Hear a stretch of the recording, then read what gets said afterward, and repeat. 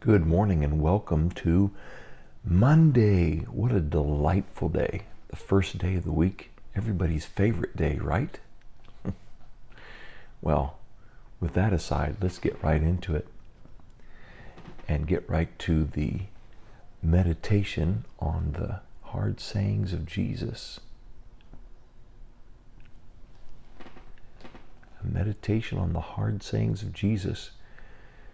Mark Twain, I think it was, said, it was not the things about the Bible he didn't understand that bothered him, but the parts about the Bible that he did understand.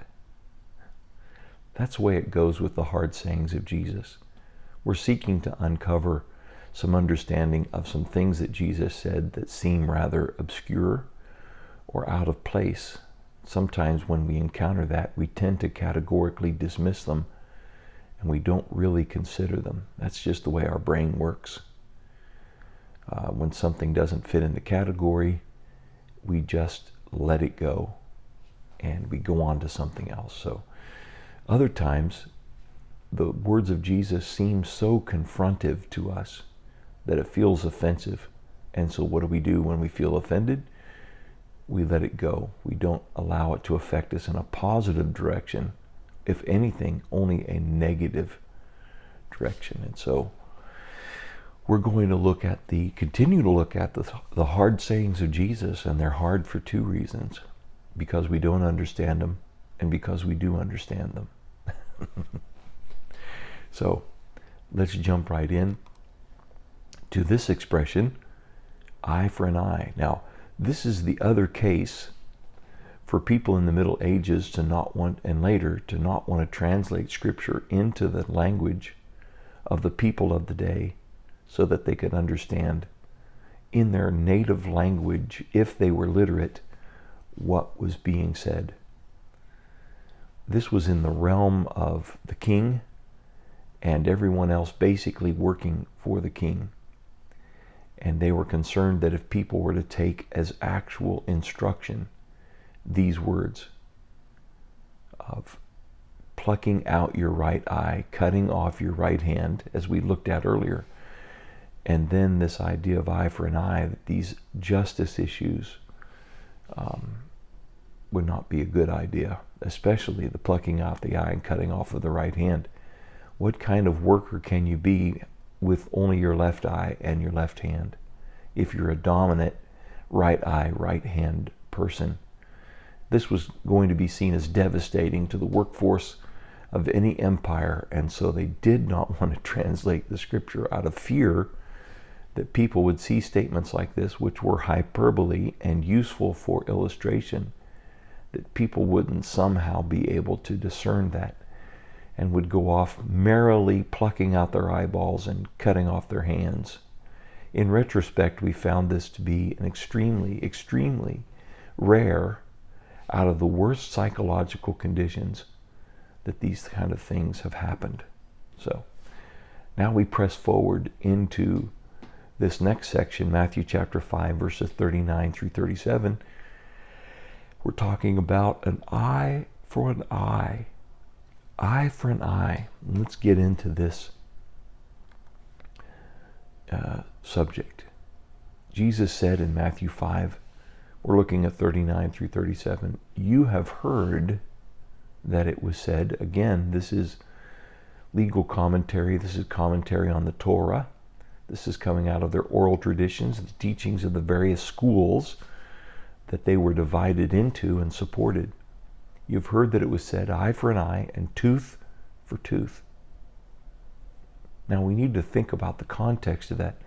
One of those helpful contexts sometimes, I've heard this several places. Most recently, I've heard it from Dennis Prager, who has PragerU online. He has a radio program several hours a day. It can be heard locally on the Answer net, on the Salem radio network. We hear it locally in Dallas-Fort Worth area on the Answer 660 AM. And I will occasionally tune in there and listen. And many people don't realize this, teaches in synagogue and is referred to as a rabbi. Now, he was not formally trained as a rabbi within their theological systems per se, but he often goes to synagogues and teaches, and is referred to as a teacher, and is writing a commentary on the Torah. Now, he's going to come at it from a much more liberal, theologically position, and he's going to come at it, of course, from a Judaistic position. But he brought out a point, I think, that bears and has been arrived at by many Bible commentators. This idea of eye for an eye, tooth for tooth, was the idea that you needed to limit your responses. Now, immediate we think of, man, take out somebody else's eye. That's horrible. But it's actually an expression, an idiomatic expression that intends to show, because what's the other one? Tooth for a tooth. And you have a number of teeth, and losing one isn't the end of the world.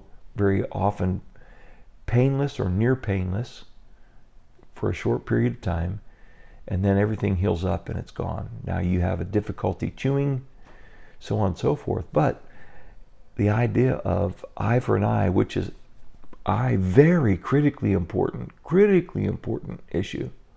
Tooth for tooth, pretty insignificant, relatively speaking, in the day. So the whole idea was, whether it's large, whether it's small, whether it's really important and critical or lesser of importance, we limit the equivalence of judgment to being exact or even, fairness. And why is that? Because human nature is called one-upmanship. The answer is, oh yeah, I'm going to pay you back plus interest. So it's not uncommon to see in tougher neighborhoods, rougher parts, less just parts of our society, where someone kills someone for their brand new Nike tennis shoes. They have $250, $400 Nike tennis shoes. Someone kills them and then takes their shoes, kills them for their shoes. That is the exchange of human life for $400 pair of tennis shoes. Nowhere close in value. That is not eye for eye, tooth for tooth. When making things fair and just and realizing a real sense of frontier justice existing even within the Jewish society, they were expected to judge themselves well.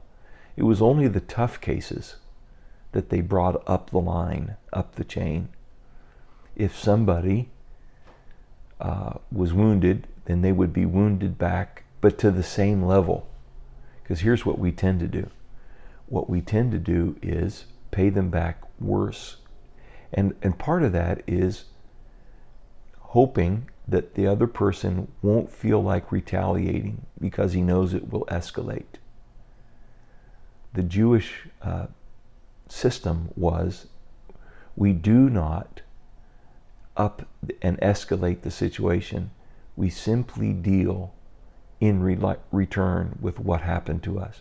So if somebody stole your shoes, you would take some backup system and you would go and simply hold that person down, steal your shoes back, take your shoes back, go into their house, take the shoes that they took from you. If they took your mule, you would go over and you would take your mule back. You wouldn't take a mule plus 2, plus 7. You would simply go back and take a mule back. Now, if it went to court and you were discovered to have taken a mule, then it was said, let the thief, when he is found out, repay 7 times. So you could argue that the court could levy against you the price of 6 more mules in order to make restitution to your neighbor. Say, that'll fix him. But that's within the context of the court. Within the context of personal dealing, another important thing is to realize he's talking to individual people about how they conduct themselves in relationship to other individuals. This is not principles for use by governments. This is how do I run my life in such a way as to bring honor to God amidst people and in my dealings with people. And it was in dealings with people that they were restricted by this idea of eye for an eye, tooth for a tooth. Make it fair. Now, what does Jesus say in relationship to personal relationships, which, by the way, I've mentioned, with people you need covenant, not contract. The idea of contract is meant more with eye for eye, tooth for tooth.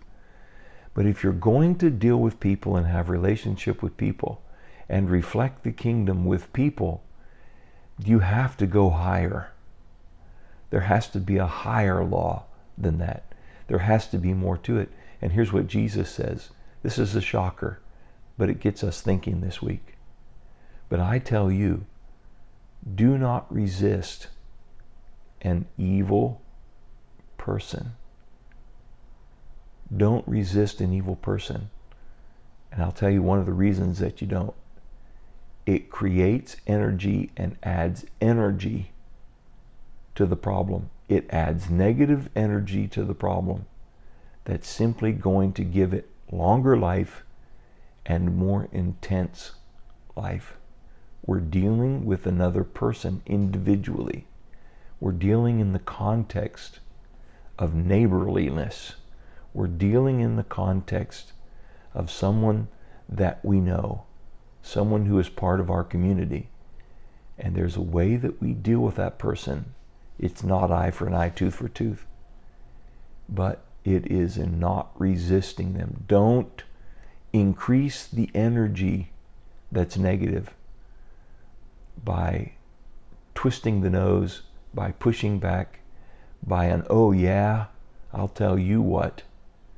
There is a principle here, and Jesus is about to lead us into a much higher principle, into the spirit behind the law, rather than the words of the Torah or the commandments of the elders. He's going higher and he's going deeper. And so, let's go higher and deeper with him, shall we? That's a great thing to think about today, to reflect upon today. How am I leading my life based upon common misconception and what other people say, rather than listening to what Jesus says that would take me higher and deeper? Well, that's a great question to consider. And with that, I say grace and peace. The Lord bless you. We'll see you tomorrow.